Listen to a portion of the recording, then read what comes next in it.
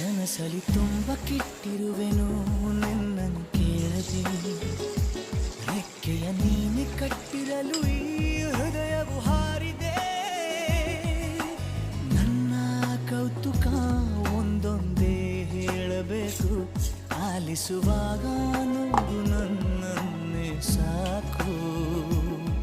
ಸಹವಾಸ ದೋಷದಿಂದ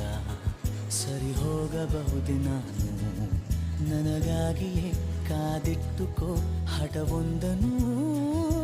ಕೆಳಗುವ ಮುನ್ನವೇ ಪರವಶನಾದೆನು ಅರಿಯುವ ಮುನ್ನವೇ ಪರಿಚಿತನಾಗಲಿ ಹೇಗೆ ಪ್ರಣಯಕ್ಕೂ ಮುನ್ನವೇ